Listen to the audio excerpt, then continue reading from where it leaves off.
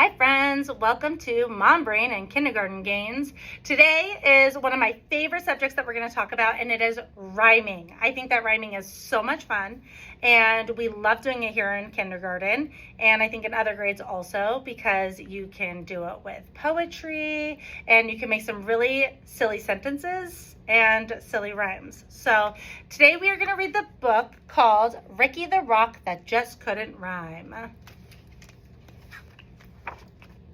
Written by Ricky the Rock with a little help from Mr. J and illustrated by Aaron Wozniak.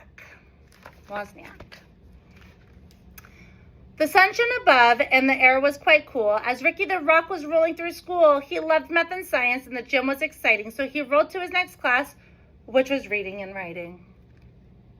Let's roll into class. The teacher said, "Class, I think that it's time for everyone here to learn how to rhyme. Rhyme is when words all have the same sound, like cat, bat, and sat. There are lots to be found."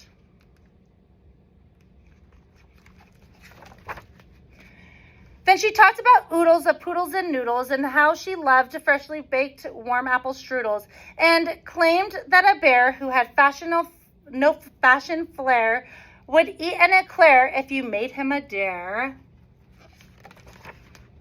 Ricky felt lost. His head started to spin, so he turned around to talk to his friend Tess the Tin. "Rhyming's confusing," Ricky said with a frown, but Tess said, "Cheer up and don't look so down.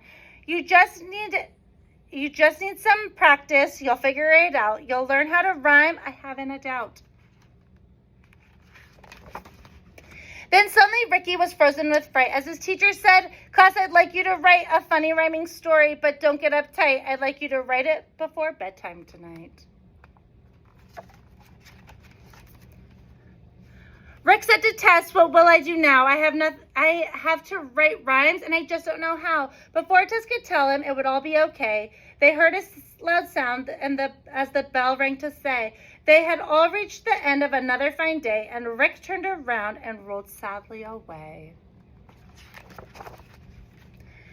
Tess followed closely. "I'm sorry to pry, but have you ever just thought that you might need to try? For example," she said, refusing to yield, as they passed an old farm and a wide open field.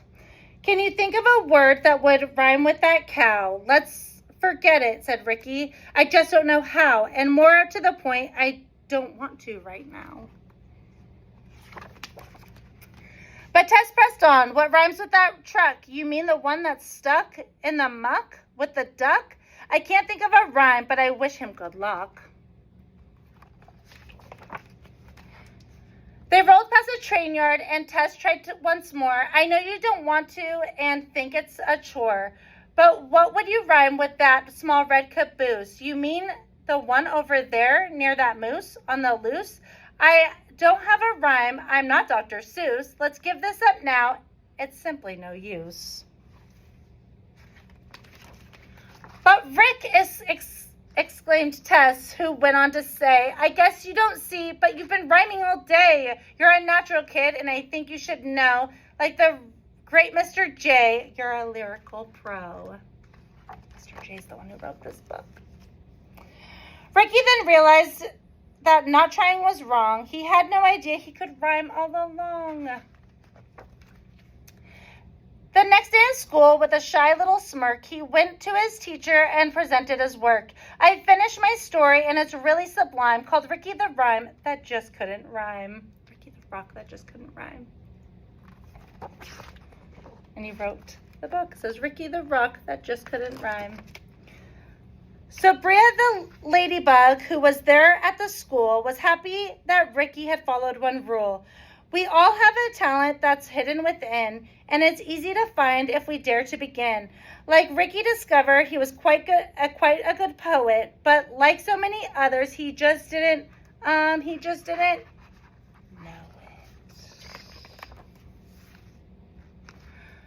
So, friends, Ricky the Rock was actually able to rhyme. And rhyming words are words that end in the same sound or same ending. So what I would try to do with this is maybe find some common words like hat or clock or dog, and try to find some rhyming words. How can you change the beginning sound so that they can all rhyme. So that's what I would probably do on the board, and maybe you could draw some pictures with it, or if you're starting to learn how to write poetry, like an A-B pattern, maybe trying to find those rhyming words first and then use them into making a funny poem or a silly poem. And I know that kids love doing that, and they love sharing their work, and you can even have them record it and share it with the class and maybe do a fun little drawing to go with it. Have a good night. Have a good day.